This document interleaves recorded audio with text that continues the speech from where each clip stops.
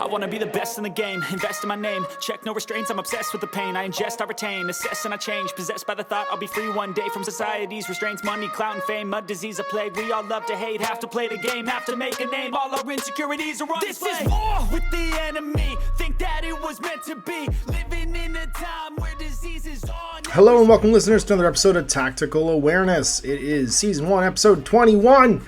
It's the tournament recap. Owen comes from Calgary, hangs out for like, I don't know, 4 or 5 days. No, 3-4 days. And we run a mini ITS because the date for Spring Offensive got moved. So we're going to do a tournament recap. He and I got to play some games and also play in a little mini ITS with everybody who couldn't make the new date. As well as some folks that were just excited to see Owen, so came down to play some games. So let's see how Owen and Dan are doing after his trip back home and recap this event. I feel like Now it's just trash. I feel like they did something like Malifaux, where it's like it's a combined random objective thing that you can select from, and then it's like small enough that you don't have to have like a deck of like 50 cards. Or they could even go the 40k route and give the factions their own objectives. All we know is that it's free, so now it's over. Hey, Yes. Hey everybody. Welcome to Season 1, Episode 21, Tactical Awareness. This is the ITS recap episode. And other news, that the past week they started giving away the ITS decks for free on the Infinity website. And that's what we're talking about right now. The moment the bell tolls for the ITS classified objective deck, which is that it's now free. it's going away. It'll probably be finished to be gone. How do you guys feel about that? I'm fine with it. It was too random. It was like either it was easy to do or it was impossible to do. And like some of the missions that like required like the random one, what was that, counterintelligence, whatever. That was just like Highly classified. Whatever. It's just kind of there was tactics involved, but there was way too much randomness for it for a game like Infinity, and it just didn't feel right. I remember it for what it was. I remember it for the only thing that kept every game from being Annihilation. So I have a fondness for it because I think it was a great and long-reaching like way of adding an additional layer of like randomness that you had to account for. And like over the years, there's some missions that just have so many classifieds in them. Like Frontline has 4 classified objectives now. Only 6 points are actually done by playing the mission, and then the other 4 classified objectives. Same with Firefight, it's 3 classifieds. So they've become a layer of like, don't just sit around fucking each other up with guns, which I think was important because back in the very beginning of like the ITS, there was nothing like that, and it just turned into like, how many orders can you spend efficiently killing each other with machine guns that auto kill when they crit? Because it was even more dangerous back then, Dan. A crit back then was an unsavable wound. I heard. It just killed you. So anything with a high rate of fire, you just spammed rate of fire and get a 5% chance of just winning every fight and killing somebody. Owen also constantly just talks about the good old days. Well, I know all about N3. Yeah, I don't think it's a good old days thing for me. I think that like I like to remember them for what they represent. But I would agree with you that there are innovations in like how you do that random objective management from other game systems and from across like the sort of like the wargaming world in general that you can change to. I don't think the system inherently has anything wrong with it. I think that it's just more interesting if you have a random part of your mission structure and your mission generation, I think it's more interesting to continue to make that different, right? That's the part that can change the most and have the most impact and keep things fresh. And I just feel like over the years, it's become a system we're just too accustomed to. So why not make it something different? Make it something that's has a new like way of approaching it or a new way of like interacting with it. What about you, Owen? The classified missions are, if they're more interesting, like they started to, it looks like some of the cards aren't boring, but so many of them are like faction dependent. Like I don't like that hacking makes up a third of them. Yeah, you can do almost half. You can do a lot like, of them now. If it's hacking / forward observing, those are like and the fact that ones. the hackers can also forward observe, right? And it's like That feels like the bone that was tossed to the factions that didn't have hackers. Like they added that Fort Observe layer Well, even and the then, hacking like layer. I pulled at the event there, 3 of my 4 missions were just some variation of hacking an enemy model. Mm-hmm. Whether it was like Or a piece of terrain. spotlight the HVT, touch the terrain, touch the HVT in a different way, touch the HVT twice, touch this random guy. And it's like, Staring good at thing I bodies. have a good hacker. Yeah. It makes them Be way easier to ashamed do. if I wanted to play a list that didn't include a hacker. Well, I guess I have to now because this might always be on the table. It's also infinitely harder to do with Fort Observers because they have to see it. Yep. Right? They have to actually look at it, whereas a hacker can just walk over to a building. There's a corpse on the other side, and he just spotlights it. He's like, I can sense there's something across that wall. It's going to give me an objective point. And you just have you can do stuff through walls. It's just infinitely more powerful, right? Like you just don't have to see it. And there's not like counterplay to it. Like your opponent just does it. Because you don't know what they are either, right? Yeah, so they're like, just kind of gimmies. So Dan and I are going to play a game. Oh, I drew 3 hacking objectives and went first, and I decided I was just going to score them all. I crawl my HVT or my guy next to his HVT, and then I go, I spend 8 orders on whip checks. Got him. It kind of feels like they tried to add get? value there too with the counter, the Intelcom and that like cancellation function that some of them have. Like some of the missions had that, like, if you have a medical one, you can cancel a Fort Observing one. Like, but that just didn't come into play that often, so it didn't really like balance that out. Or that brief window, I guess, a while back where you could like mess up the game by having additional points and such like that, or removing specialist from someone. Yeah, that will never not stick out in my mind because it got me at an Adepticon tournament where a guy for just spite, like it was like a 10-1, right? He uses his intel card to make it so I have 9 points because he removes one of my guys from being a specialist, scoring a point. Yeah, and it's like, why? Oh well, there's no counterplay to it. He did it at the beginning of the game, and you just have to be short now. And it's like, who thought this was a good idea? In a game where your standout mechanic is the interaction of both players, you're going to introduce mechanics for scoring that don't involve both players. Yeah, it's fully asymmetrical, and you can't you can't respond to it or do anything about it. Yeah, like if it was a pool of like 5 and both players were drawing out of the 5, and they're like, let's say every scenario had 2, right? And there's a deck of 5, maybe 6, and then both sides secret draw out of that deck. So you know that they don't have yours, but there's a wild card mission out there. That'd be cool because you'd always have an idea of what your opponent's up to, and you could try and counter it. But the current iteration is just like, Matt, I drew good, free point. So I guess going on last episode of like what I would take from another system would be like Malifaux's system of scoring is there's 4 different strategies in which you can perfectly score 4 points each if you and both players are doing the same strategy, right? It's and the they core both kind of mission. have the same opportunity. So there's the core mission, and then there's then you randomly select or whatever select 5 out of like the 16 options to or 13 options to both select 2 secretly and reveal to score 1 point, and then you can, now knowing that the opponent can try to counterplay. So it's like there's only 5 different missions you can take. You can only get to select 2 at the beginning of the game, and you have to try to do first half and then second half. And they all have like a setup and a knockdown, so that once the setup starts, your opponent has the ability to react to the second half of the scoring. But it's like, sure, you're trying to kill each other, and the same thing happens where if you kill each other, then I mean, if you can't push a button, if your hand, you don't have a hand, but you kind of know from the beginning, and it's only like 5 different things it could be. Yeah, and it changes, and it changes throughout each mission, and every mission feels very unique, and you can build lists that can take advantage of different missions in different ways. And obviously, there's easier missions and harder missions depending. But it just feels. I played a game last night, and it feels so fun to score in that game. Yeah, because you have a wider pool of things the scheme pool gives you a wider like pool of things to choose from at the start of the game.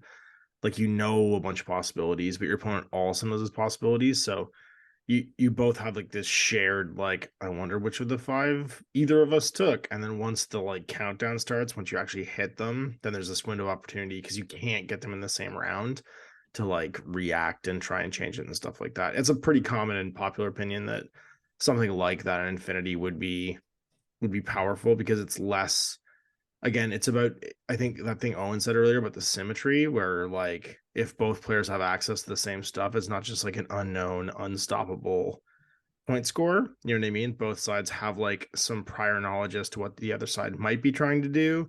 And then once it starts, both sides have a window of opportunity to actually like influence whether or not those final points get scored. But you don't want to get boring either. You want enough variation where it feels unique every game kind of thing. Yeah. Well, out of a pool of 16, you got like, I don't know what the combination count is there, but there's probably a couple hundred combinations of like what the pool of 5 could be. And then you get those internal like selections of what you've decided to take. Yeah. So yeah, scoring is always lots of fun, and it never feels awful in Malifaux, where Infinity, sometimes it still feels awful. And a lot of times it's also just insignificant. Like if it's one classified, they barely matter. So they go from like barely mattering to like in Frontline, like they just super matter because it's 4. It's 40 or 10 points, or like, well, upgrade classifieds, or to highly classified where it's like a river system and it's like, well, this is all we got, so let's get it. That's what we're doing. Pretty sure highly classified is called countermeasures now, for the record. Is it? What's highly classified? Because there's highly classified as well. Which one? Highly classified gone? Highly classified. Pardon? That was the old one. Oh, maybe it's just gone. Hang on, I actually don't remember. Yeah, I'm pretty sure it's just countermeasures now. It's probably just countermeasures. Yeah. Reminiscing about the good old days. No, it's the same concept for a mission. They probably just changed the name. Yeah. No, Owen and I spent lots of time doing member berries. I think you're right. It's just the old name for like the same style mission, but basically the multi-classified one where like the deck is the primary source, basically. Yeah. Well, I mean, I think it's interesting. That's like that's a, you know, it's been hinted at. It's all but kind of like confirmed that there's going to be some changes coming up. I think that's a big sort of like hint when the thing that was the deck is now sort of free. I mean, there's been lots of free versions online, so the official one now is a PDF. It's a big like big move. I'm not just trying to sell them anymore. So let's get on to the actual primary topic for tonight, which is to recap how our weekend went, because Owen came down to Ontario last weekend. We ran our makeup ITS. I want to give a big thanks to Greg Chase, other Chase, who dropped by and said hi, as well as Jordan, and of course Owen yourself, for like actually like turning out and playing some games. And yeah, it was a lot of fun. We had 6 of us show up at the end of it all. Lots of people couldn't make it last minute, but we got through the event, and yeah, it was a really good time. We played some games, and I got to play 4 games over the weekend too. And you brought an absolute like insanity of factions and models. You brought 4 different factions. And you played 4 different games while you were here prior to the tournament, and then you played 3 games in the tournament. So we played 7 games of Infinity over the weekend, which is a lot by any account. That's more than you played at Coda than Carbonite. Yeah, that was a lot of games. And we saw the Dungeons and Dragons movie, which I thought was fantastic. The kids also thought was fantastic. That was fun. Yeah, as glowing a recommendation as you're ever gonna get from Owen on this movie review podcast. It wasn't bad. It was a movie. I watched the Super Mario movie and I loved it. We also saw that and loved it the week before. It was fantastic. It was barely a movie. It was like strung together references, which was all I wanted. In the best of possible ways. Yeah. When my proudest moment was when my son and my daughter leaned over to me at one point in the Dragon movie and went, "Hey, it's the guys from the original cartoon." Because like one of the other questing groups, it's like in the maze with them, is basically just like cosplaying as the original Dungeons and Dragons cartoon like cast. It was fucking awesome. Funny. And my kids recognized it. It made me so happy. Yeah, I didn't have Jeremy Irons in it, which was also great. That's a negative. Original Everything should have Jeremy Irons movie in it. Is a better movie. That's Jeremy Irons. The thing that makes the Snyder cut of the Justice League worth watching is just more Jeremy Irons. Because they just want him to watch. They make a new movie where it's like characters going on adventures. I fell down. You had a perfectly good opportunity to have a man screaming about bad CGI dragons shooting at each other. It's true, you Did you did. miss that window? Alfred. I love Jeremy Irons and everything he's in. Oh man, he was the best. Ben Kingsley and Jeremy Irons can make any movie great. I don't know why. I love listening to Batman yell at Alfred. It makes me so happy. That's all I think of now when I think of Jeremy Irons. Which is crazy because he's not even the person who does it. I know. All Batmans to me now are not even like they're not even Christian Bale doing the Batman voice. They're Ed Holmes doing the fucking is it Ed Holmes? It's the dude who does like the fake Batman, like it's either cracked or like college. What the hell are you skits. talking about? Jesus Christ. I love Batman. College humor. Batman. College humor. Yeah, the college Those are humor. wonderful. He does the Magneto impression as well. In an order that will surprise you. That's the one. Exactly. He's just asleep. He's taking a nap. He's taking a nap. Finally, love that guy. He's fantastic. So yeah, so we started off, and this is basically how the weekend went too. We just talked a whole lot of shit for 3 days, which is fantastic too. But we kicked it off with some Starco. You brought, and you ended up playing this list in the tournament, so I think it was worth talking about. I think you threatened this on one of the previous podcasts, but then you actually made it happen, and brought a Tag Harris. And Jordan actually observed there is another Tag Harris in the game. Yeah, there are a couple, but are they size 7? They're not size 7. No, they're size 6. That's the size 6. Because like geckos, right? They're not real you boys. can just do it. Like the Zeodrons are definitely real boys. The Zeodrons are badass because they all have bioimmunity, which makes them crazy. No, not size 7. No, Baby size tag. 6. But the Zeodrons Baby are big boys because they still have 3 structure, and they don't have 6 armor, but their armor stat almost never changes. Yeah, but geckos are also that too. Like it They're can be not done. They're not bioimmune. They're just practically total immune. 6'6" Yeah, and cheap, but they're not size 7, which is the real power. Which is so not go over actually this good, list because this was bonkers. And the thing you did in our first game was the thing that ended up happening in the tournament a couple of times, which is incredible. Yeah, so the list, obviously it's a Starco list. It is a, I'll break down the list in real quick. It's a trip hammer with a heavy shotgun, 2 anacondas with AP Spitfires, who are not the cheapest one, and the 3 of them are a Harris team. Next, we have an Alguacil and 2 diggers, who are another Link team. We have a Cataran with a T2 sniper. We've got Fiddler with her 2 jackpots, Uhahu, and a Evo hacking device. And Uhahu can also join the Alguacil digger Link if needed. Gives her some 6 cents if she wants 6 cents with her pitchers. Mm-hmm. Yes. And yeah, that's the whole list. So it's 9 regular orders. Jesus. 1 irregular and 3 tack-awares. You can get some impetuous out of the diggers if you want, but diggers and links are real good. Like real good. Good. Yeah. Triple blast chain rifle, multiple grenade throws, tons of melee, and then the fact that they get their armor plus cover. So all of a sudden, the armor 3 that they are all the time, which is like fine, that's a guy in cover essentially, all of a sudden becomes armor 6. And 2 wounds armor 6 is like you're a tag now. And then on multiple occasions, they have, between the 2 of them both rolling booty rolls, one of them gets armor buffs, whether it's to 4, which makes them armor 7, or whether it's 7, which makes them armor 10. And that came up with both of them over the weekend.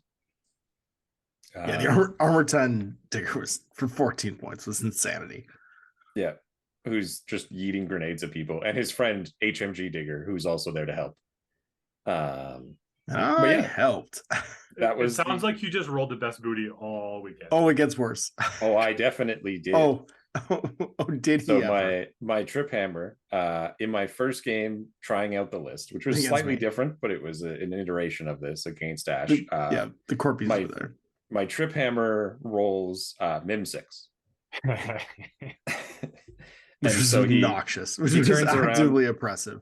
missile launcher link team with what are they called? Fusiliers. Yeah, Is Fusilier just like, watching the whole board, being like, "I know there's something big out there." Watching I his can fucking stop him, boss. And glass then of water get T-Rexed on the way in. the Trip Hammer whips around the corner and just goes Flavin Spear, and there's no more Obliterates, just obliterates him in the first shot of the game. And I was like, "Well, that didn't work."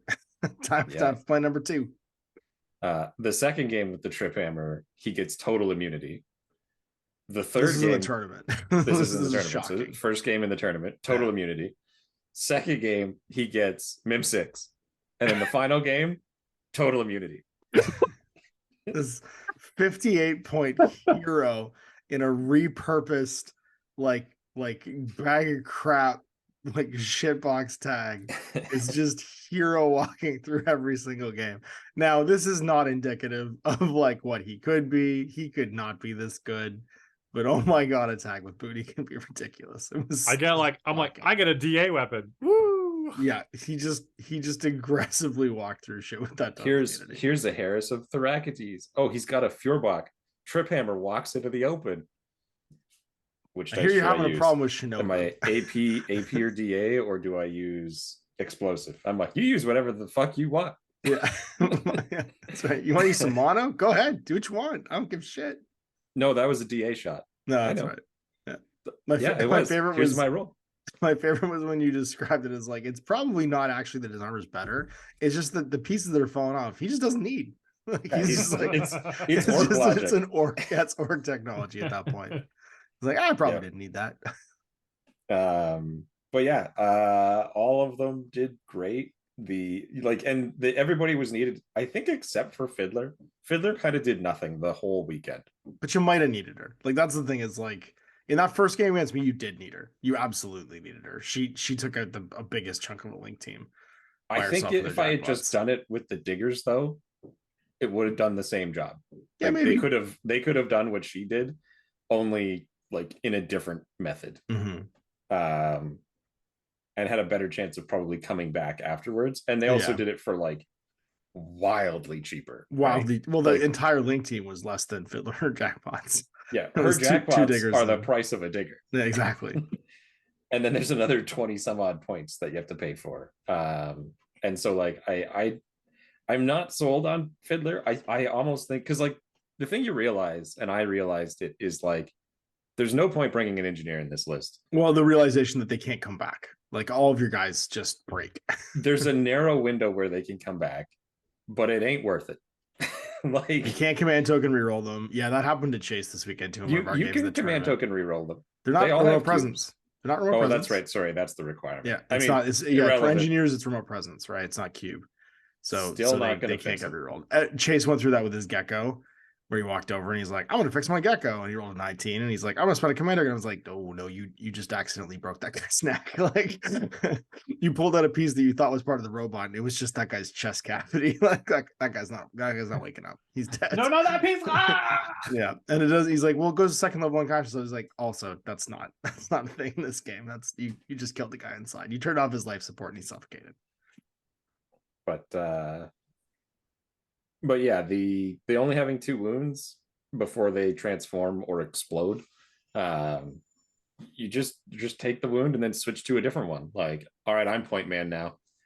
All right, I'm point man now. Okay, things are getting bad. Trip Hammer, you're point man number 2 again. Oh, you're transformed. All right, things are falling apart. And so, like, is there a better use of 40 points? Probably. Now, my model collection, when I went out, made it somewhat limited. I feel like you could bring some remotes or Mendinos or Jaguars. Like, there's a bunch of cheap little guys who could go. Mendinos are so great for button pushing. Like, you only get one of them in Starco, but for 8 points, you get a double order and the ability to go and like push buttons and throw smoke grenades, which is super handy. For her price, you can kind of get 4 Jaguars. Yeah, sure. So, and they're also great. Yeah, they're gonna go. If you're looking for piece trading, you know what I mean, like what those jackbots are gonna do. The Jaguars will do the same thing, and they have smoke to get there and a bunch of other stuff. right? And so they're a little bit melee, and they have like, I think that's probably the way to go, is dump her, and then maybe you can now like mix up your groups a little bit, so you can maybe put like the Cataran with the Jaguars. I don't know. There's something, I think there's more that you could figure out into doing this list, that you get rid of Fiddler, because the Diggers just do the job that she's going to do. If you need to send somebody in who's going to trade their life to try and do damage, she's got a really cool ability to do that. But so do the Diggers, and they're the third of the cost. And you can probably spread out more then too, because like having played against that list on our first night, you can't ignore 3 tags. Like when they're in your deployment zone with AP Spitfires and heavy shotguns, like there's just no ignoring them. So like, and flamethrowers and Panzerfaust. And flamethrowers and Panzerfaust, yeah, like you can't ignore just that level of shotgun on just in your deployment zone, probably suppressing or firing every direction at the end of it all. And the worst part was when I kill one of them and they would just turn to a smoke cloud and like cover the rest of them too. Like there's a lot of weird stuff you just don't expect in that little Harris of tags. And they're so cheap. Like the Trip Hammer's 52 points.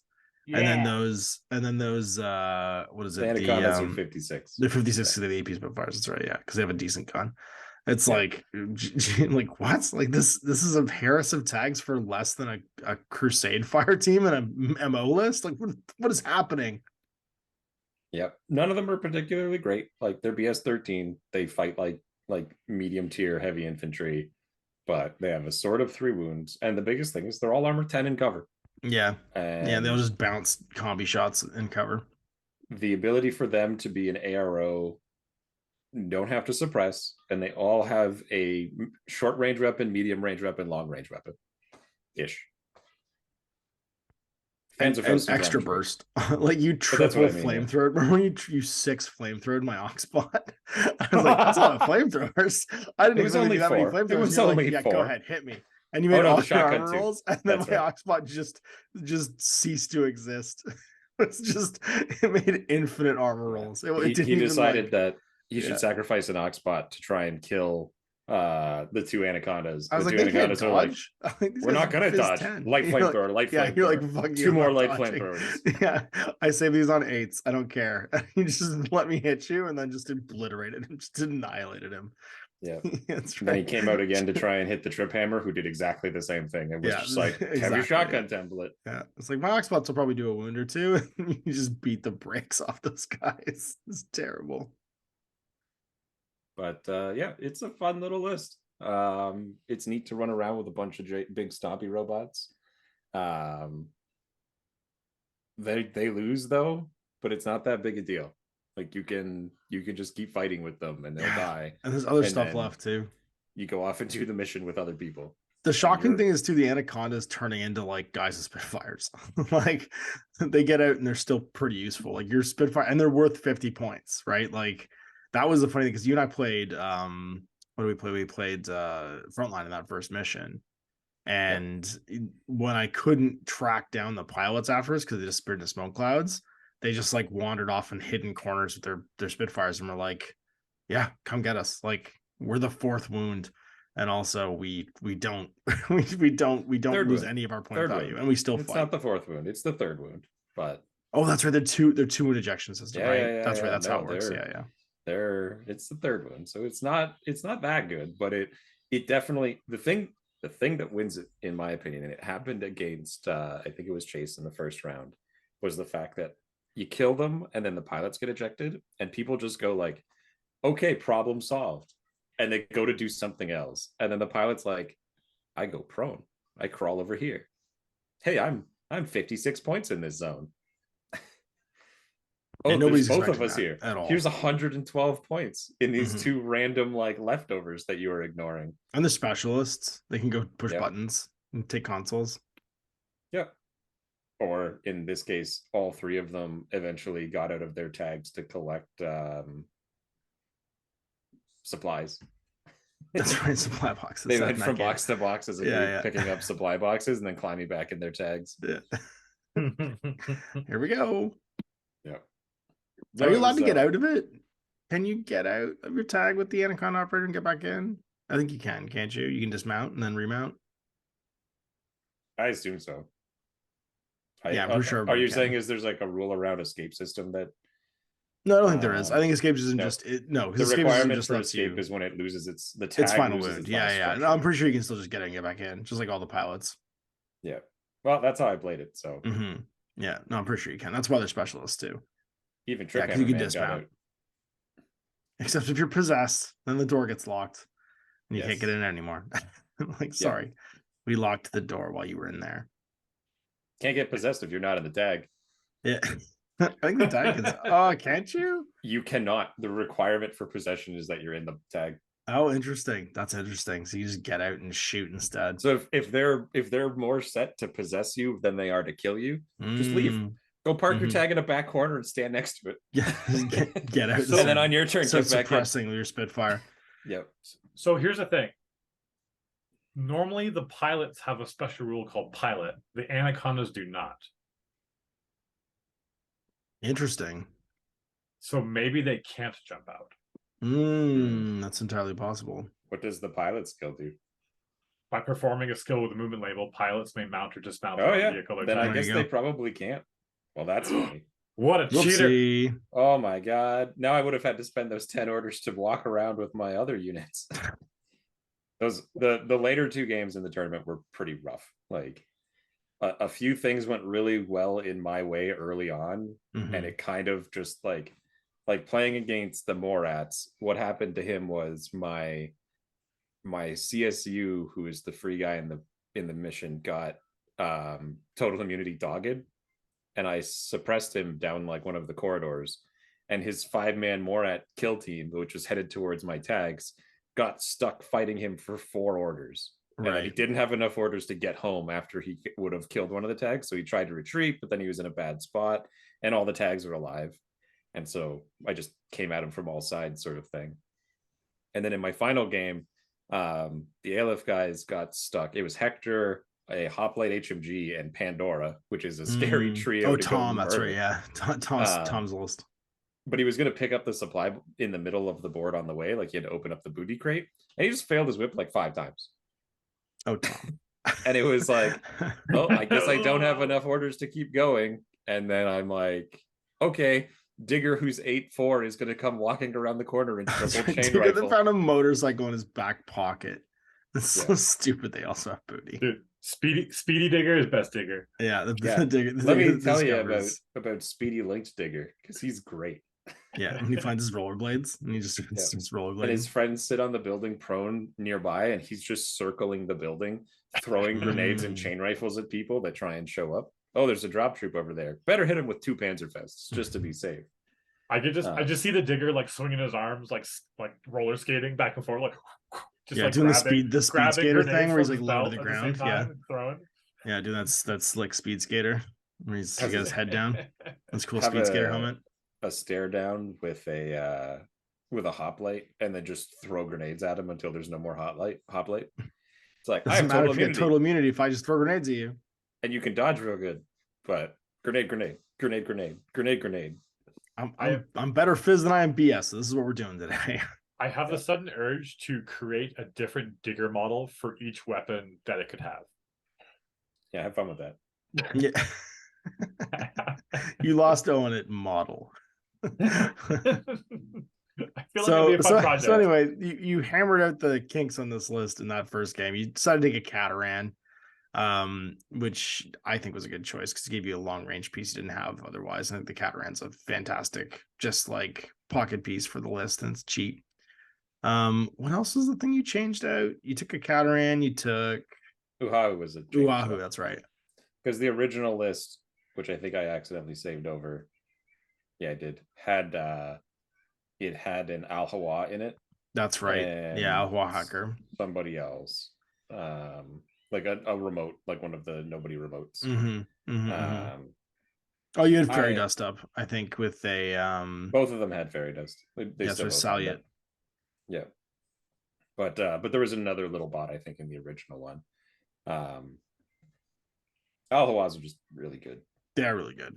Yeah, you get access to a Hack-Islam hacker, you take it. You take it, yeah. You take the surprise attack, MIM, infiltration, 20-something point, whip 14, does everything. Yeah. Hacker, hacking device, do whatever you need. Yeah, no reason not to. That somehow also has decharges because reasons. Because just give you an extra couple like classifieds you can do. Sure, why not? All of them. Just all of them. That's I right, can't yeah. doctor, and I can't engineer, and that's it. All the rest of these right, I can do now. It looks like I messed up with the one scenario that the tags couldn't get out, and I would The have found a pilot lot thing, going yeah. on. I mean, there's always a separate way. That same game, there's always a separate way of doing something. Should in that game figure out the other way of doing it. The only thing was just spending the orders, walking around and picking them up because we had killed all the Morats at that point. Right. It was going to go into retreat, pick them up, and it could have just been Uahu who was standing right next to them when the walking around started. Mm. Probably would have been better at it too because she has a better whip. Wouldn't have had those failures, but yeah, no, it was fun. I mean, we played other games using JSA and the second game was Bakunin, actually. You got to try Bakunin double stigmata. And I took Aleph, I believe it was. Yeah, and Atalanta just beat everyone. That's right. I remember.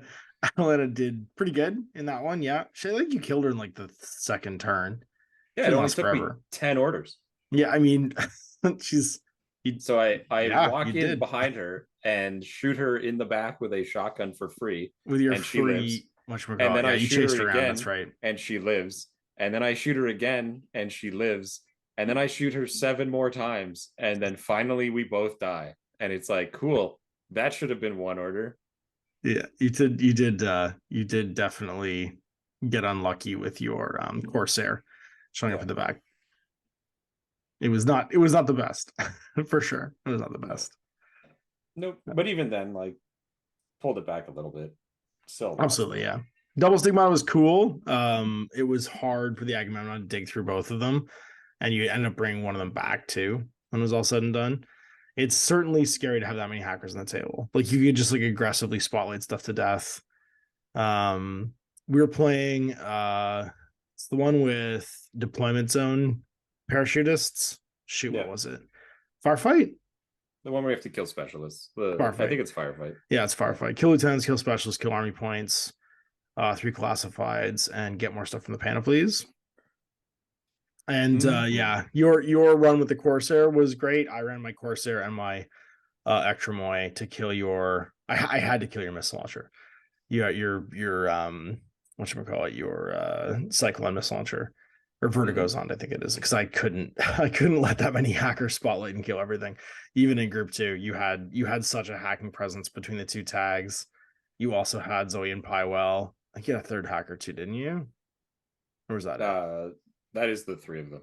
It's Zoe and the 2 tags. Yeah, which is pretty oppressive in and of itself. It was definitely dangerous. It was a lot of tag.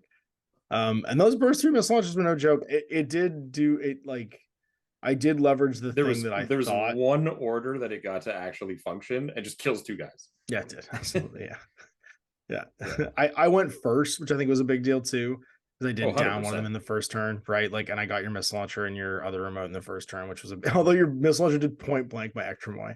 I don't know why I did that with the Ectremoy. I should have just like hacked it or like attacked it, because it didn't have a repeater nearby, but I jumped into it and it missile launched me at point blank range, and I was like, God damn it, because you'd spotlit me like a million times when I came in. Yeah, and it wasn't like a huge deal because you didn't have a killer hacker, and I was just like chain rifling stuff up in the building and but I jumped down. I was like, I'll just jump into melee with it, then it can't fire me even if I don't kill it. And you just point blank missile launch me. Like, came over the thing, and I was like, ah, shit. like you're like, hit mode, and I'm like, damn it, I forgot this thing could hit mode me at point blank range. Just obliterated my Ectremoy coming over the wall. It's so funny. Yeah, I mean, it was a rough game there just because of like the board setup meant that I couldn't really move around with Atalanta alive, and then the play to kill Atalanta took an entire turn. It took a full set of orders until she finally went down, and then you get to go do another alpha strike against me, and it's like, I'm dead now. There's not much you can do. Yeah. She pinned down the whatchamacallits, the tags, and I think you probably could have brute forced her. You were trying to get her with like lateral plays as opposed to using the tags brute force her, and I downed one of the tags already, so you only had one left, which I think made you a little more cautious with them. I mean, normally 2 free shotgun shells to the back of the head kill people, but you just passed all your armor saves. Look, sometimes that happens. And then you just you kept doing it. You also had the choice of just templating me, which you didn't do. I did You template you. You Did you dodged. template? Oh, I dodged it. That's right. Yeah, I did dodge it. It's like a 50-50 dodge too. Yeah. Oh, it that's was also- -3 because it was out of line of fire. Yeah, it was the first one was out of line of fire, and then I spun around, then it was in line of fire.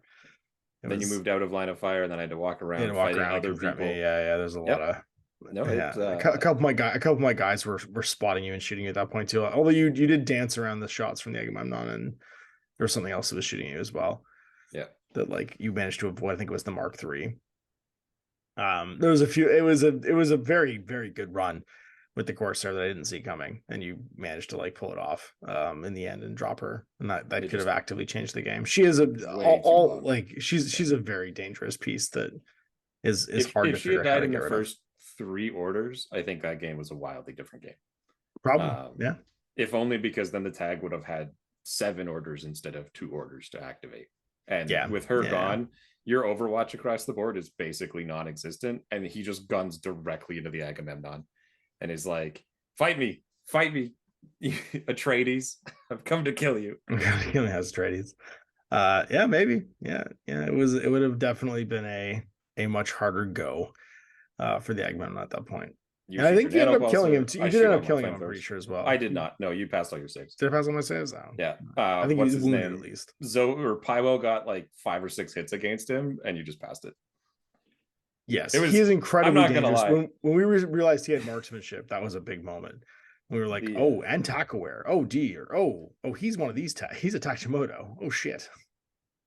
Our set of games, like, as much as we've already talked about how like dice aren't a thing that you should like worry too much about, there are sometimes just games where it just doesn't, like, it doesn't matter. Yeah, I had one of those during the tournament too, which I'll talk about later. You had yours in our 4th game. Oh, in our 4th game, I did, absolutely. Yes. When Hercules came out and killed your entire faction. She killed my entire army. She killed 300 points. She killed every single miniature in my army. That's right. Not quite. Atalanta did shoot that one guy in the head to death. Oh, that's true. Yeah, that's true. But then Hercules killed everybody else. Oh my god, I forgot about that. Yeah. I've actively blocked that one from my brain because there was literally nothing I could do to stop her. She just refused to die. Dan, I finally, you know how I've talked about how I had like an Achilles list and I never actually played it, where I'm like, this is a for realsies list with 15 orders and a blah, blah, blah. I played it and I didn't even take a wound. Didn't lose a single miniature. Didn't lose a single. No, I wounded her once. I think the road. I did 1 wound to Achilles. Yeah. And Achilles killed like every model. Literally every model. There was nothing left. Killed every single miniature in my army. It was shocking. On turn 2. Yeah, bottom of 2, she killed everything. She rampaged through my entire army. There's no loss of lieutenant because there's no models left. That's right. There's nothing. You can't lose your lieutenant if you don't have anything left. You can't go into retreat if there's no models left. You had your one last turn where you showed up and you're like, Cho and this guy and this guy and this guy, we all coordinate and shoot Achilles. And Achilles is like, I killed 2 of you. You do nothing. She's shooting in every direction. She's just spinning in a circle, shooting in every direction at the end of the game. We shoot him again. I kill another one. I was surprised you didn't. I'm out of orders. I was surprised you didn't take that list of the tournament because it did so well. It was bananas. I mean, that list was like on the face of it a good list, which is why I would not play it. That's fair. Not for like a fun kind of let's for go a fun play this 6-person tournament. Yeah. Which is supposed to be 12 people, but we had people bail. You could do that at like Carbonite. It was a decent list, yeah. It was I think it would need to be paired with a less killy, more do things list. It's a surprisingly do things list. It just never came up because I just stopped. I couldn't stop. We couldn't stop winning. That was the couldn't stop killing. I was saying to get the momentum advantage you had though, and also like you wouldn't want to end the game on turn 2. You need a list that doesn't necessarily end the game on turn 2. Like that when you're literally just like beating the Christ out of me with 1 miniature and spending 35 or 45 orders to do it. Like you need to have another plan that isn't just Pandora was sending up those repeater bots. Who were very important. Yeah. They were very important. Yes. They were quite important. Yeah, Pandora did work too. It was also important. That was when Ash learned that 7-point bots are 6/6. I didn't. They're Yeah, all I keep 6-6. forgetting they're 6-6. I Oh, always they're remember that so the. fast. I know. I always remember that the alien ones, the combined ones are. I never remember that the human ones are too. Yeah, I won't forget that. I definitely won't forget that. It was a lot. A lot of lessons were learned that day. Mostly just regretting my whole life in like 2 turns of all of my deployment decisions, and the fact that I just couldn't stop this one miniature from absolutely just yeah. It was Just amusing too because it was slapping the like shit out of me. right off the bat of the conversation. So we played this shortly after playing the Stigmata lists. So this list that I played had Atalanta in it, and he comes after her with the Zeta, and Atalanta just kills the Zeta. First, just yeah, off just the like hop, blam blam just blam kills it. blam blam blam. It took like 3-4 orders. You shot her a bunch, and she Twice. just I shot her twice. won. Well, I mean, it's 10 dice when I shoot her twice, but on the No, second it had to order, have been I more just because there was died. that one where we tied. Oh, maybe, yeah, maybe. Because the maybe first lost shot I just twice, crit yeah. you, and then the second That's shot right. we both rolled like Just a 7, and then I shot you obliterated me. again, and then I feel like it's one more, but maybe not. Yeah. But Mhm. So in my experience with the Zeta facing Atalanta, I took 2 wounds and then I barely downed her. yeah, I mean, it was my best bet to down her. Like, there wasn't a better bet. No, Not exactly. at all. I had no better bet to and do this it. is where my perspective on the Stigmata thing is like, don't do it. Just don't go up against her face up if you can. And it's like, here's the tool that I have that it does exactly the problem solving, and it just didn't work out. Yeah. So like every single time I would do that same play. Like 100% of the time I would walk in from behind and shotgun her in the back of the head. And it should work most of the time. It's not going to work every time, but I feel like that is the best decision until you don't have that choice. Like if you have to walk your tag against her, fine, but like good luck. It was funny because 3 of our 4 warm-up games before the tournament, where I'm playing like a different army every time, you're playing a different army every time, there was like an oppressive sniper that drastically swung the game, right? Because the game before that I was playing my Veruna, and my Kamau sniper just dominated the entire battlefield. Like it was N3. Like just started a building and was like, who else wants some? And like just and that was again a single dice roll. You tried to plant Shinobu next to him and did just beef the roll, beef the 16 to do it, and wasn't standing there. It would have been a completely different game if that guy wasn't just standing there being like, well, fuck you, JSA. I can see this whole table and I'm just gonna kill you. That thing you do with the mim, that's cute. Let's just fucking be in a giant link team. Yep. I mean, hey, welcome to having your board laid out in different ways, right? And snipers. Well, and also like midfield objectives like that we were playing supplies and any kind of like midfield objective one where you have to run up and you're relying on mem or camo or something like that. An MSV sniper is going to be a problem. I mean, we changed the board after because the realization that if you put a model on either side of the board, you can shoot all of the objectives, I think is a problem. We weren't able to shoot all the objectives. We were able to shoot a bunch of the objectives. I think I had this side where you could shoot 2, or you could shoot the approaches to 2. But you couldn't get you could shoot both, and you could only get the third one, but you couldn't get away with it because you could shoot the exit. Right, the approach was bad. Yeah. So it's like I can shoot these 2 directly, and I can shoot the approach on this one. It's important. Also, you could shoot me from every direction too, which you tried and didn't work. And I just lost all those rolls. Lost all those rolls, exactly. So then after those 4 games, we go into this tournament and we end up playing. I'm trying to remember the mission lineup. It was how much to pull the mission? Frontline. Frontline to start. Supplies, followed by I don't remember. It was frontline, supplies, and then the last one was blow up the enemy looting and bots. sabotaging. AC2s. Yes. So I roll in my first game. I decided to play my Aleph list from our second game. So it was an Aleph list I played a bunch of times. Agamemnon. It's got the Agamemnon and Atalanta are like the 2 big hitting pieces, but then you also get access to an Ectromoy to come in and do some like side hitting. You've got a Daleth, you've got a Proxy Mark III and a Proxy Mark 1 Doctor with a Udbot. Although I ended up switching the Udbot onto I switched the Udbot a few games. I put it on to Trisha after I realized how heavily I was relying on the Agamemnon to like put its arms and legs back on. That ended up not working out for me a couple times. I ended up regretting it. And then I had some remotes. I had a mix of like cheap Thorakides to fill my points. a net rod, a authorized bounty hunter who did great for me in every single game. And then I can't remember what else. And then you took your second variation list of the I just brought that one list. the I only Starco, played the one we Starco list, rewrote. yeah. Yeah, the Starco Yeah. list that we rewrote with the 3 tags.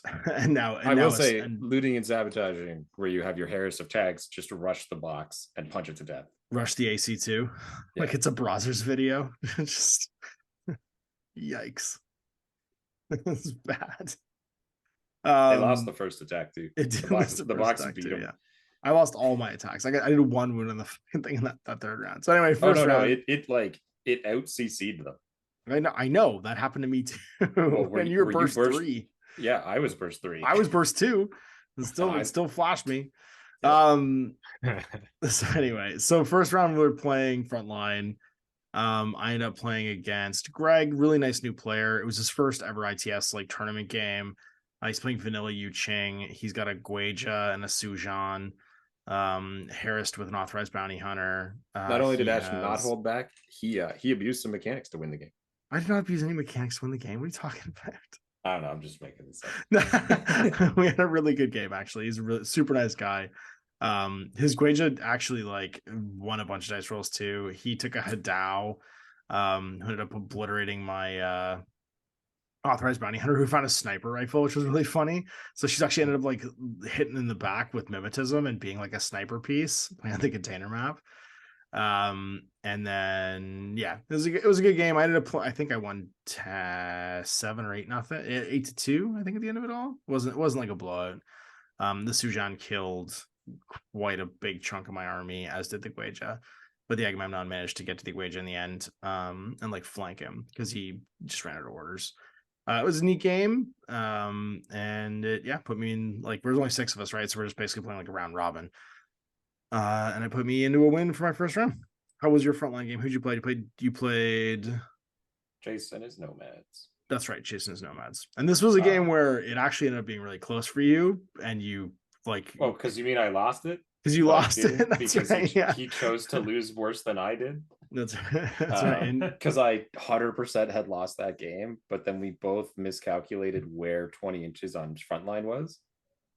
Yeah, that was a frustrating game. So what happened? How did the Tag Harris do? He was playing Cregador, I think. Yeah, Jaguar Link. He had because I played him in round 2. Missile Launcher Link, and he also had his hacker engineer and robot Cyclone. No, not Cyclone. The one with Mim 6. Yeah, he had McMurrow with 2 wounds. That guy, the new one. And the Volstock. Volstock was in that. Yeah, that's right. I played his other list. I played the one that had McMurrow, a Jaguar. That one also Link. had McMurrow. I'm sure they both had McMurrow. His was a Jaguar Link, McMurrow, a Gecko, an Intruder, Jazz and Billy. Yep, also had Jazz and Billy. Yeah, an Invader. I don't think it might have had the Intruder. But yeah, in my game, my tags hit a complete brick wall, which was his Vostok and his missile launcher. Mm-hmm. I never won any face-to-face rolls. The only damage I had a chance to doing was with templates, and he just passed all of his saves. So I think the only model I ended up killing was the Vostok, and it cost me all 3 tags. And wow. Yep. He there's a 2-turn like moment where the Digger and the Trip Hammer just spend everything trying to do a wound to the Vostok. Like, it's dodging. It dodges on 10s, and it fails its dodge like each time, and they get hit by 2 or 3 burst chain rifles or flamethrowers or shotguns. He just passes all of his saves. Just dances away. Just leaves. And then what ended up being the thing in the very end was he had, at this point, he'd killed basically everything. I had a Digger and like a bot and the pilots from the Anacondas who are hiding, and he marches his link up, and it's like, okay, there's definitely one pilot in the middle. That one's probably in your zone, or sorry, both the pilots are in the middle, and you've got these 4 models that are worth like 60 70-ish points. I can walk my 5-man link into your zone and I win 7-1. Oh man. Turns out one of the pilots was actually in my zone as well. And that meant that I held mine and the middle. And so it goes to like 4-2 for me. So I went from a crushing defeat to a minor victory. You snatched victory from the jaws. Yeah, you Kobayashi murdered it by it was like not being able to eyeball a range. It was like 1 inch off where the pilot I thought was in the middle, because I had intended to put both in the middle, thinking that I had enough in the backfield. But then he just won when he was moving forward, and it's like, Right. I don't have enough in the backfield anymore. Oh, never mind. I can't measure. Got him. That's got to be such a frustrating game for Chase. Oh my god, to have that happen. That is At the the funny very thing end. about Frontline too, is if you don't have those 4 classifieds, that end game scoring is such a huge swing. What was the score in the end on that one? Like 4-2. No, I mean like Points wise, like points wise. Like I'm wondering like what the well, it what was the skewed like how pretty many wildly. classifieds you got. Did he get 2 classifieds? Like what was the He got one of his classifieds, Yeah. and then had his home zone. yeah. I had the middle and my zone and 1 classified. Oh man, it's so important to get classifieds in that one, because then you offset that end game scoring so much more. Yeah, it's hard. That's really because it's so fighty too, like because you're trying to like push forward and also like keep your opponent to your end. Well, he had a missile launcher that was watching like a big chunk of the side of the board, and then the other side of the board had his Vostok link, and I just started ending my turns just facing him down, like Just keep fighting me, template, shotgun, Panzerfaust, Flaming Spear, Spitfire, like just throw everything at him. None of it did any damage, but he had to spend so much time in firefights, like 5 or 6 orders a turn fighting each tag, only for the pilots to like skirt away at the end. Right, and just like zip out. Yeah, and then he possessed the total immune trip hammer and killed the other anaconda with it. No. And then decided Jazz was just like, this is mine now. Then decided to leave the pilot and go after Fiddler. And then the That's pilot's so just funny. like, doop-de-doo, I'm gonna go over here and win the game. No, It was ridiculous. That's Not so a pilot, funny. an operator. That's right. Doesn't let the pilots go. They're called pilots, aren't they? They're called Nope. operators. Oh. Interesting game. Yeah, I really like Frontline. It's a really good first round mission too for tournament organizers, because there's no objectives to set up, so you can just set up the boards and then not worry about it for round 1, which is really nice. It's very handy. It's either really good for round 1 or really good for the last round, because you don't have to move objectives around either. I like it a lot. It's a good mission. All right, so round 2, I ended up playing against Chase, who was your round 1 opponent. And you played again, or no, actually I played against, did I play Chase round 2? I think I did. Yeah, because you played Jordan. I played Jordan round 3. I played against Chase, you played against Jordan. I think you have. Yeah, no, I played Jordan round 2 for sure. Yes. And my game against Chase did not go well. so this was a game where I felt pretty confident because I had Atalanta. There was a lot of like kind of smoke in his army, so I felt pretty good about that. And then I completely forgot that Jazz didn't have a hacking device. She has a hacking device plus, and she white noised me. And then threw down, like when Rona threw down smoke, he realized I could see through the smoke. He threw a white noise, but then he went after Atalanta with his intruder. And I was like, okay. And he's like, I'm gonna shoot you. I was like, well, you can't see me either. And he's like, what do you mean? I was like, well, you also have a visor. And he completely blocked line of sight to Atalanta, which ended up not mattering though, because he just sent somebody else and killed her anyway. Like he said the evader or something like that, and just like blew her head off. And there was nothing I could do. But it was really funny because he forgot that also worked on his evader, which is like his big hitting piece. And he's like, oh shit, we can't even see each other. He threw like 2 white noises down overlapping each other. And then nobody could see anybody, and the whole board was basically blocked. But it meant that he was able to, we're playing supplies, so he was able to go sneak up and get the boxes with Atalanta in like plain view, because she just couldn't see anything anymore. And remembering that he had white noise basically put me on the back burner for like 2 turns.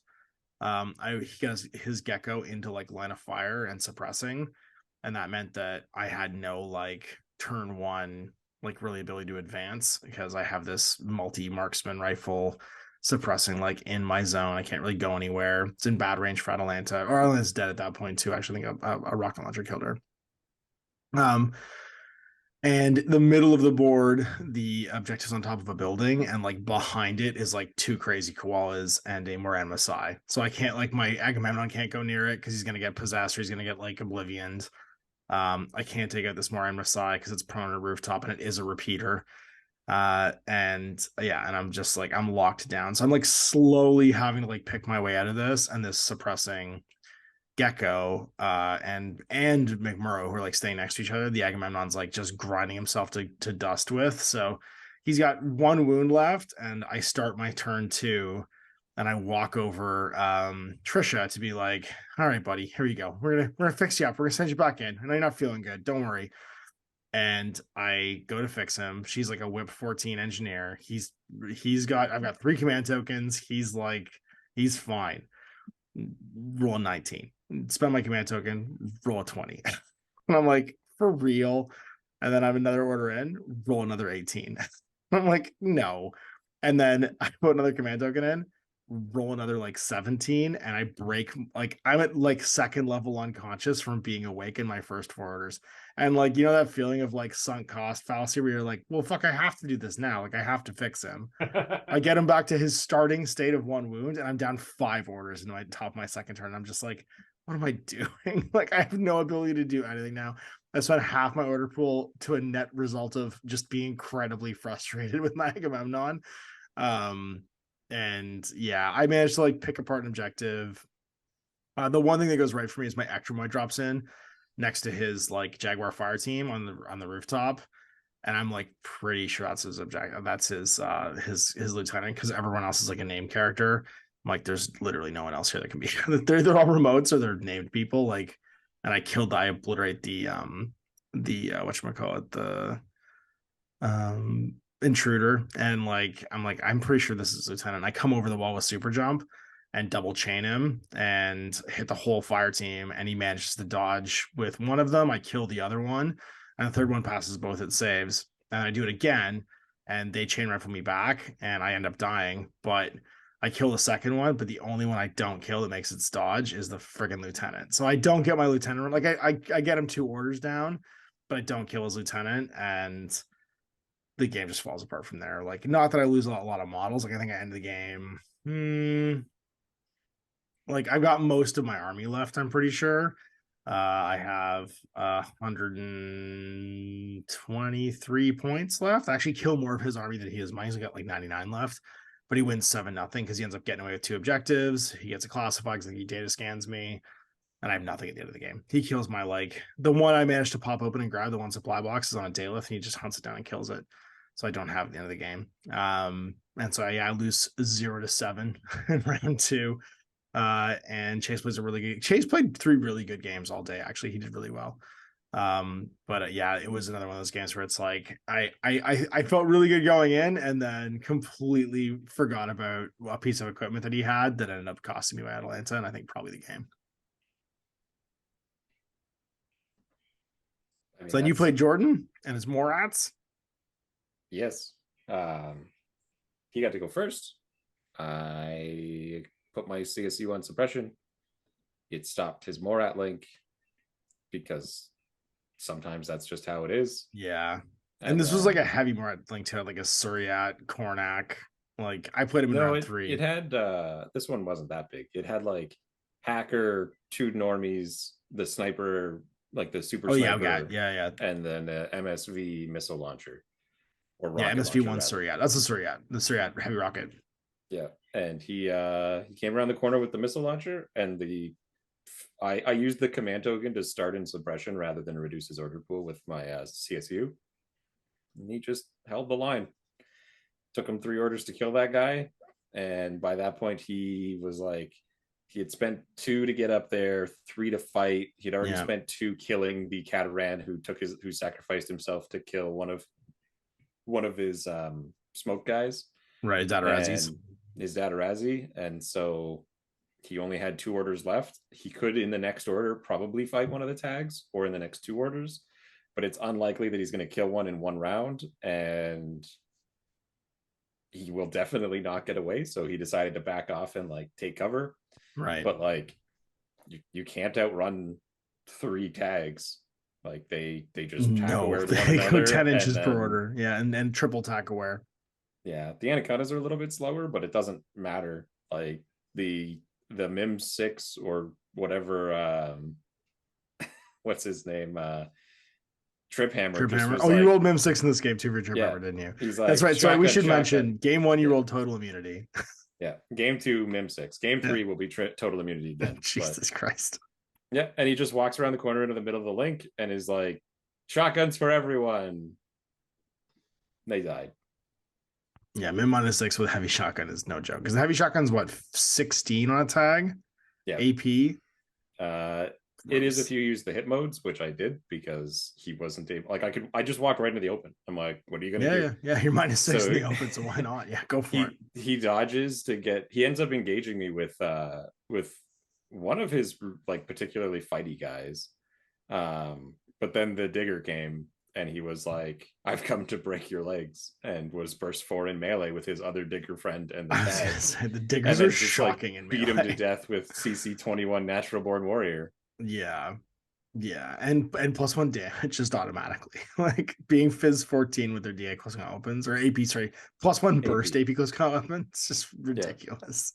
Because he's burst 2 off the top, and then he had 2 friends with him, and so we beat him to death, and then the tag rampage continued, and then the following turn he was going to go into retreat. So it turns out I did this wrong because I couldn't have dismounted with the anacondas. He had no models left, so all I needed to do was walk walk around and the link. And the tag, I suppose. Still get 2 of them without any problem, but yeah, it would have had to have played out a bit differently at the end there, but it certainly wasn't going to change the outcome of the game. No, probably not. No. Did he have the link of Yakis and Predas in your game? No, he had a Guija. A Guija. You can have a Guija. Or not Warhammer Guija. army. What's it called? Oh, he had the right show. He had the right show. Yeah. He played me with a variant variant list. He played me with a different list in round 3. Oh, his round 2, he went after me with the Raicho, and the anacondas were just like whoop, whoop, whoop, whoop, whoop. Yeah. And then diggers came around the corner one after another, just pouring chain rifles onto it. It died in chain rifles. Jesus. First 3 chain rifle is no joke. It's Like, true. It doesn't matter what Yeah, your because armor it takes your is. cover armor. Yeah, you're right. And it's just lots of So dice. he's Yeah, and you elevated. can't dodge. And he's like, I shoot you with my, I forget, one of his guns. He might have been even suppressing, but it's like, I'm armor 7. I can take it. Chain rifle, chain rifle, chain rifle. Live. Chain rifle, chain rifle, chain rifle. All right, that one's dead. They also have booty.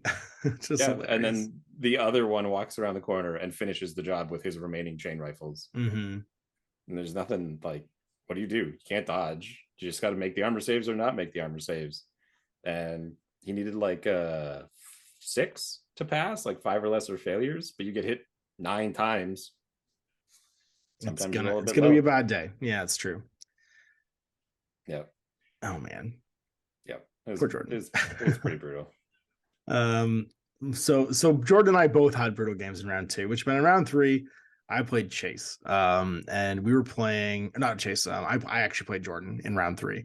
And in round 3 we played looting and sabotaging, which meant it was the AC2. You've got the objective in your deployment edge basically, and you get a point for every wound it has left at the end of the game and a point for every wound you do your opponents, and then if your opponent's is destroyed you get a bonus point at the end of the game. So there's like 7 on the table for the AC2, and then it was you can always pull decharge from the panoplies. They've added that back in. There's a get more from the panoplies, I think, point. I think it's 2 classifieds worth 1 at the end. I used the same list all day. I didn't take a variant list because I was just ringing in case we didn't have an even number, which we ended up not having. And Jordan took his off list, so no Raicho in this one. But about his group 2 was an entire pack of Gakis and Predas. It was shocking. And I ended up having a really good turn 1 between my Ectremoy and my authorized bounty hunter. They went on an adventure. Went across the table, lit up a Datarazi, and then went over top of a building and just started like chain rifling Morats from behind, basically. And the Ectremoy did the same thing with Super Jump, came in at the flank, like the 13-inch up from his deployment edge, and then killed Anyat, killed the paramedic that was with them, killed a Suryat, and was just like in the middle of his army at the end of the turn. And Yeah, and it took a huge chunk of his orders on turn one. I had a DA close comp open, so I knew I could go fight the AC2 with the extra more later. So I was just prone on the rooftop at the end of it all, just dug in there being a hacker. And I suppressed and like held the line with Atalanta into the bottom half. But Atalanta could not see where the Eggman was suppressing. And so on his turn one, he smoked with his whatchamacallit, his Datarazzi, came around the corner with his fire team of like 4 Gakis and Predas and the Osnat, and then just smokes his way over into melee with Magamemnon. At the end of turn 2, Magamemnon was fighting all 5 members of the fire team and spent the entire game surrounded by Gakis and Predas, just like fighting for his life, killing them as he could with his hammer, and then just slowly being ground into nothing by this like sea of arms and legs. It was full like Starship Troopers, Matrix Revolutions, like Mifune's Last Stand in my deployment zone for most of the game. So I killed most of his army, but this like group 2 5 order pool just like ended up in my deployment zone. And the Datarazzi as well like ran across the table and started just killing my board edge because he realized he couldn't get to my AC2, so he's just trying to like kill as much of my stuff as he could at the end of the game. And it was a fun game. I ended up winning it. But Jordan engaged in more melee in that game than I've ever seen in a single game of Infinity. I think I managed to get an entire 5-man fire team of Gakis and Predas into combat with my tag on the first turn, which was pretty incredible. And I think by turn 3, I finally died, and I was resorting to like shooting pistols into the combat to try and kill these Gakis off of my tag as it was just like crawling around in them. I'm pretty sure I did at least 1 wound myself to my tag, and then finally ended up dying in the end. It was a really good game, Jordan. I always have good games. And it was full of shenanigans. So you played Tom and his Steel Phalanx in round? No, you played him in round 1? 3. No, that was 3. That's right. You played Tom in round 3 with Steel Phalanx. Yep. How'd that go? I mean, he kind of like hit a wall with the objective on the first turn. Like he went first. I didn't really contest it too much. He had a Hector link, didn't he? He had a Hector Harris with Pandora and a Hoplite HMG. Hoplite HMG, yeah. That's right. And I feel like I had the Cataran. That was the only one who was sitting out to watch. And so he walks up with his link, takes like 2 or 3 orders to move up to the middle. Cataran's watching down the hallway. I don't reveal. He does a discover, gets me first time. We shoot each other. I die. Then he spends like 4-ish orders trying to get a thing out of the panoply, and then is finally just stuck sitting there in the middle in this like hallway defense, basically, where he's got Hector, a hoplite, and Pandora who's prone at the front. And then on my turn, I just chain rifles and grenades and kill all of that link. Next turn goes by, just dies. Just kills Hector, a hoplite, and Pandora on turn 1. That's a big ask. I don't think it wasn't the little guy who killed Hector. It was the tag Harris that kind of woke up after that, because TI Trip Hammer was like, "Hello, Hector, I've come to destroy you." Mostly just because shotgun. Actually, I think it might have been the Spitfire that killed him on one of the other guys. But moral of the story was Hector went down, and his second turn, his Ectromoid jumps from the sky and tries to kill my AC. But a couple Panzerfausts from the Anaconda that was watching made it so he only had 1 shot at that. Did 2 wounds though, but couldn't finish it. That's good. It's armor 8, which is crazy. It's super high armor. Yep, he did a bunch of damage to it, but then my second turn became, he had a Feuerbach fella. What are they called? Thorakity, and I basically just started swapping out which guy it was that was going to try and kill him, as we expended all of our Panzerfausts and Flamen Spears trying to kill the guy. Right, all your long range guns. Until finally I'm like, I can't afford this anymore, and just rushed him with the AP Spitfires until we killed him.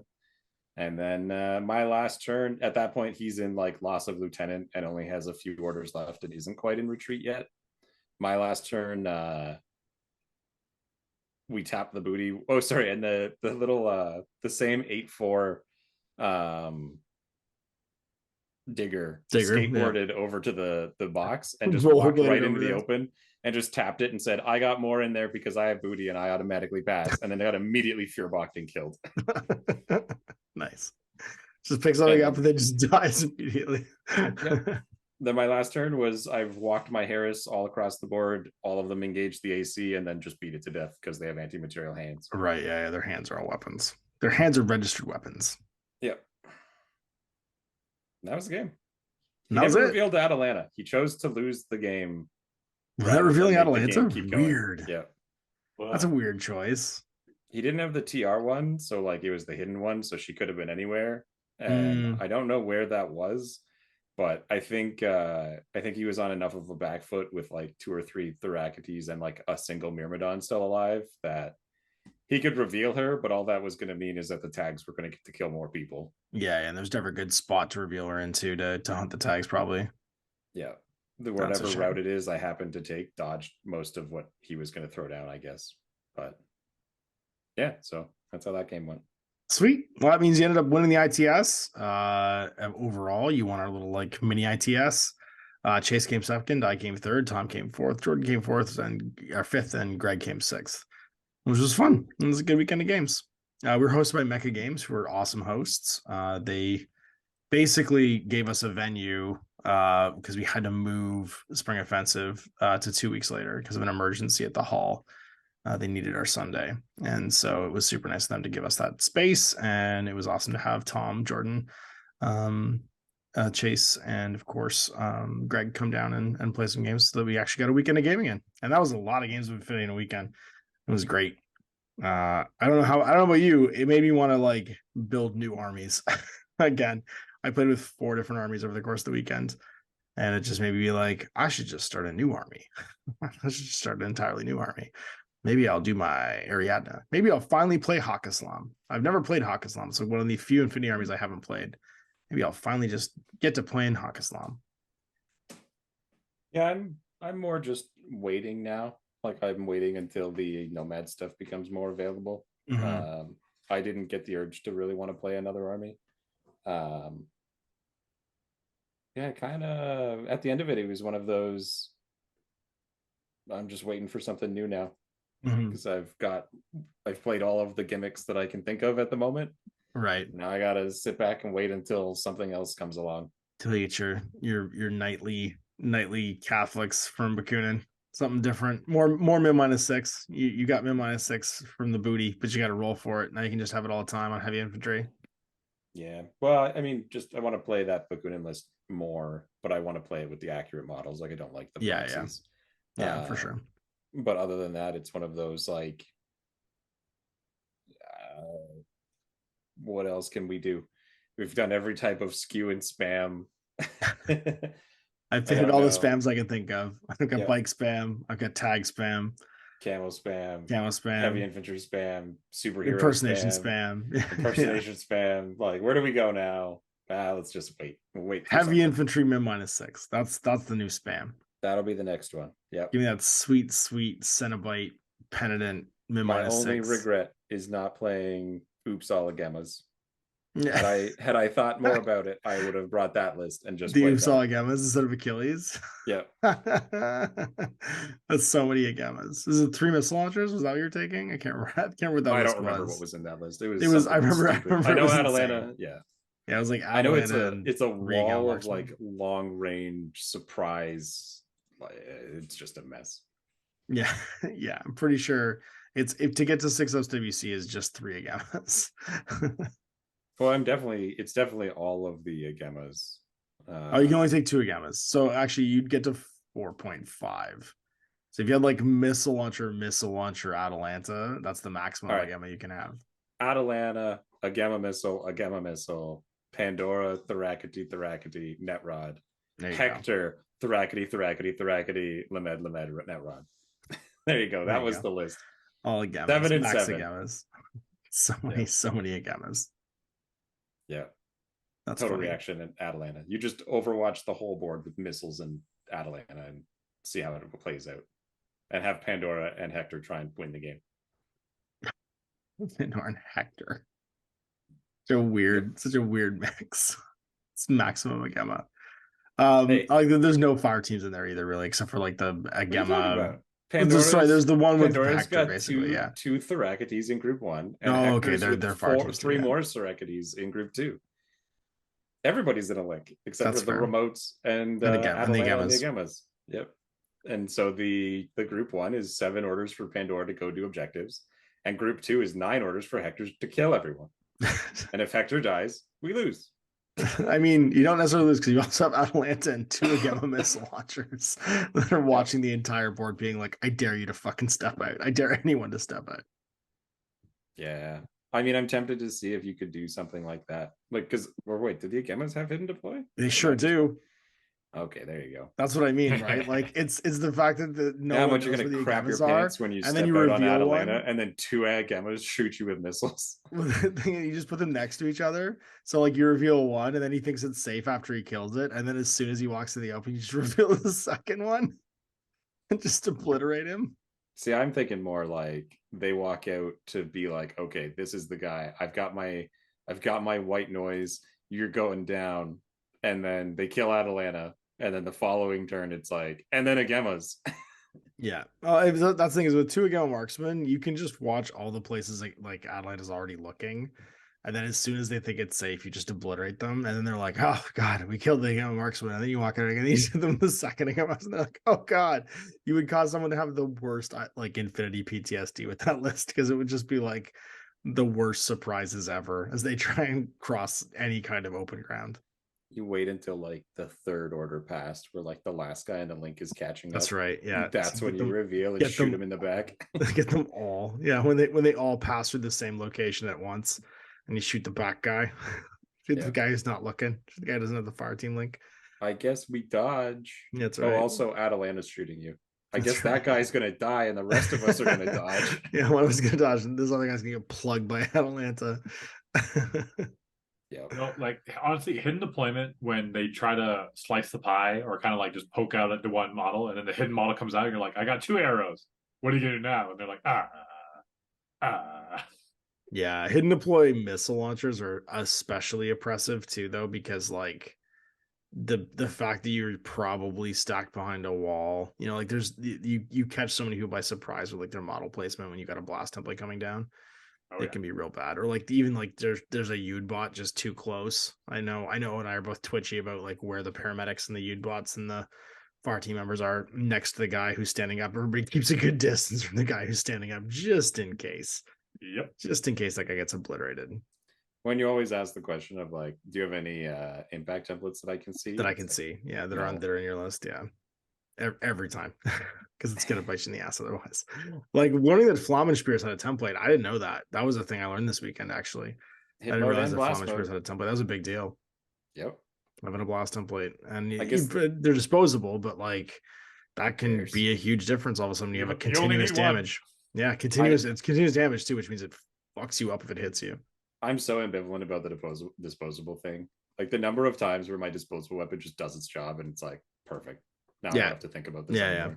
Yeah, absolutely. And the fact that like you're very often taking like a Salute or like any kind of like Evo hacker, they've all got baggage. There's a way of getting that back. Yeah. Or double Magariba guard, where your baggage just comes with you forever. I am the baggage. I think the only thing that I would change in the list that I originally made is that 2 of the Theracites with Hector are instead Myrmidons. Because then you can just throw smoke and you have 3 MSV2s. Mm-hmm. And you can just... Mine would just be that my other list would be Achilles instead of the Agamemnon. Because then I have a tag I can hide. And he would just go on adventures. Yes, he's more points, but yeah, he's cool. Because he's better. I mean, maybe. He's not as cheap. He's like... Yeah, because he's better. He's like 10 points more. Thanks. He doesn't generate 3 orders. Right, he only generates 2. If he's your lieutenant, there's a bunch of things that are I like about the Agamemnon. He can hurdle more stuff. This is good. Almost 100% that he beats the Agamemnon every time. No, because he doesn't have an AP Spitfire. If the Agamemnon's in cover, he probably won't be able to break its armor. He just walks up to it. Oh, that's he uses the Spitfire to keep him from dying as he walks towards you. The Agamemnon's actually no joke against him because he's NBW, and Achilles doesn't get to use his thing. They're dicing off at that point. Except for Achilles is +4 on the roll. Nope, because he's hack -3, CC attack -3. Natural Oh, Born so he's Warrior. only +1 on the roll. Yeah, and they're basically the same roll at that point, This is true. right? Achilles can kill Agamemnon in one hit. Agamemnon can't kill Achilles in one hit. You can if he crits. They both can if they crit, which is less likely. Achilles can all the time, and he will if he crits. Yeah, sure. I'm gonna stick by that. The more expensive guy is better. Fair enough. More points equals more better. More points is more better. Also stealth. Sure. Which I love that he has stealth. He doesn't have frenzy. He doesn't have frenzy. He's not the lesser Achilles. The more expensive Achilles. Probably had super jump in that game that we played and didn't even realize it. Total. There's a good chance. Yeah, there's a good chance you had super jump. Yeah. He could have just been half the missions in this ITS pack give you super jump if you're if you have terrain. Yeah. This is true. Absolutely. So that's it. That was our weekend. It was a good weekend, man. 7 games of Infinity. Dan, you played a game yesterday, you said. Malifaux. Oh, that's not a real game. That's not that's not a real game. I take it all back. I don't care anymore. You didn't play a game. Has your Yu-Ching showed up finally? Like, what's happening with this? No, I'm starting to doubt that it's actually happening. Like, didn't actually order it for you. Oh yeah, no, I don't even think they've got it from their distributor yet. Oh my god, what is happening? I need to send a follow-up email and be like, hello. Did you just steal all my shit? Yeah. At this point I'd be Google Earthing whether or not it's a real store. You know what I mean? Like maybe do a little investigation whether or not you've been scammed. They looked real. That's I right. Just want to say is their store address a Gmail address? Because that might be the first giveaway that they're not. No, it's a PO box. That's PO box, right? shit. Perfect. Wish delivers faster than you. What? Dan's been purely rope-a-doped at this point. Should have ordered through AliExpress. Oh damn it. Well, there it is. We did another episode, guys. We did an episode about games that we played and the friends we made along the way. I joined the audience, being jealous of all the games that you guys are playing. You were thirstily texting us all weekend, being like, "How's it going? Who's playing games? No what's going on, guys? What's going on? What's happening?" Well, maybe next year, what I'll do, what we'll do instead is I'll come to Colder Than Carbonite, and you guys can host me, and we'll do the Infinity event there. I have a 3D printing room that smells of resin. I'm gonna get a hotel in Edmonton because. Well, that's true. Never mind. Yeah, that's like, right. what are you talking about? Absolutely. I'm just gonna fly to Edmonton. I'm not even gonna don't come here. I'll fly out of Calgary. That's right. Exactly. I'll fly to Edmonton, and then you can just drive back to Calgary, and I'll fly to Calgary home. Make way more sense. There you go. That's true. I'm not gonna fly to Calgary and then have a 4-hour car ride up that boring ass road between Calgary and Edmonton. Sounds like a terrible idea in the winter. Just think of all the time you can spend with us. Absolutely garbage idea. My last time on that highway was a 100-car pile up that I ended up almost freezing to death in. So I have no desire to do that again. I think you're being overly dramatic. I agree. I have pictures. I mean, that doesn't change it being dramatic. Fair enough. Yeah, I mean, it was a dramatic event. It was definitely a thing that I remember as being the reason why I don't want to drive to Edmonton.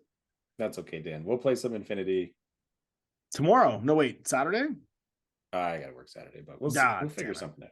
There you go. Play some Infinity. Get some Infinity against him, so he doesn't have to play a card game. I will play the Pain Train. Yes.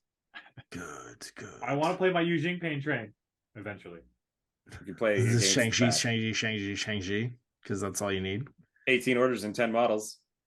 Yeah. Hell yeah. 10 models, 18 orders, because they all have Takaware, because you're just bleeding Takaware. That's right, yeah. NCO, multiple, yeah. There's so much NCO in Yujing. And so much Takaware. I love it. This is baked in.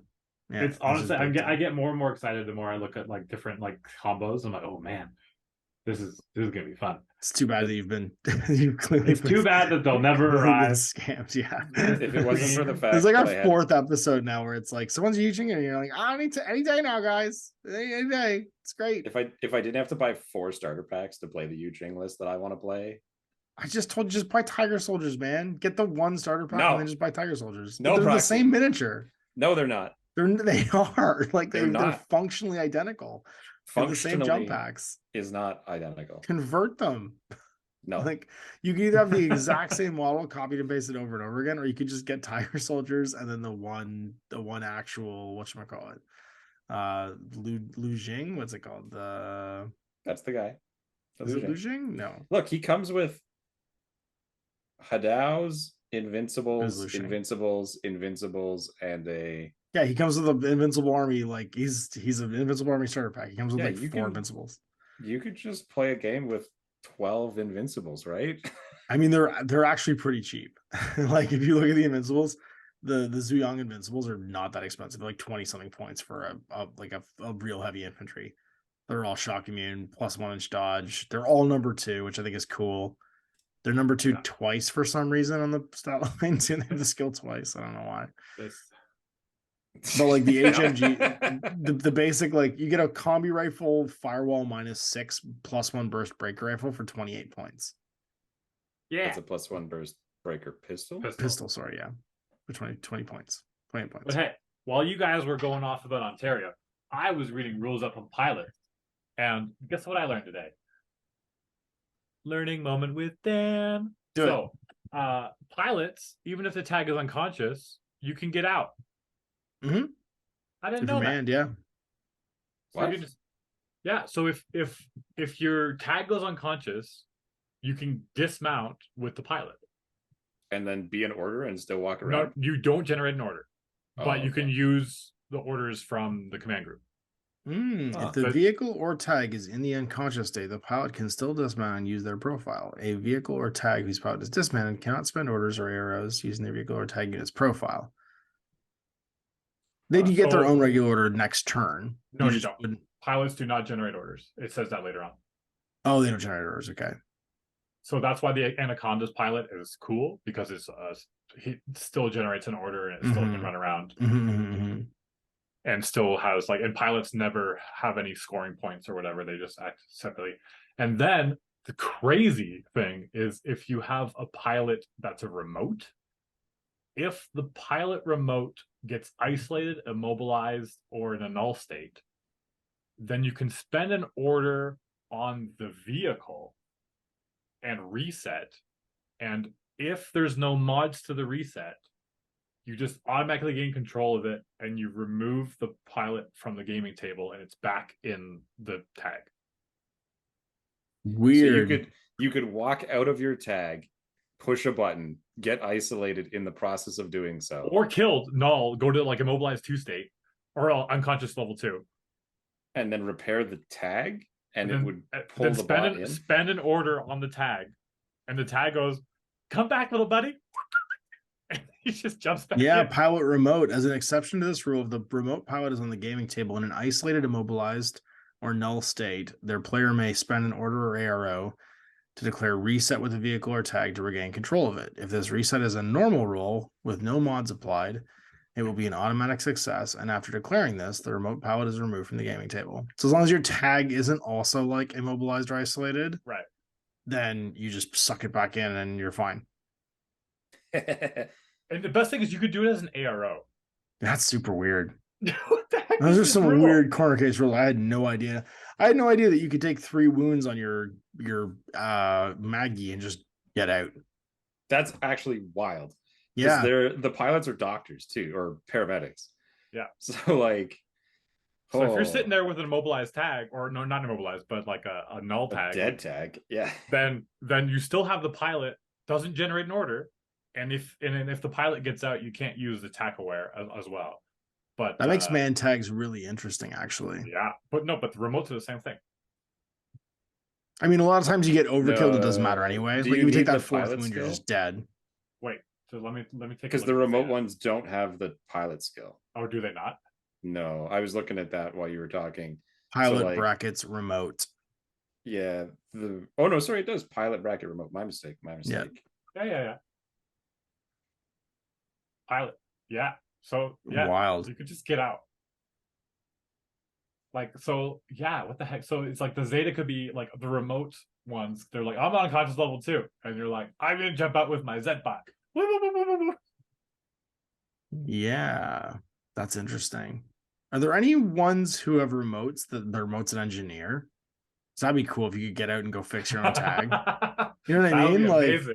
yeah, that'd be amazing. I wonder if there is. If there was anyone who should have had it, it would have been the Trip Hammer. Mm-hmm.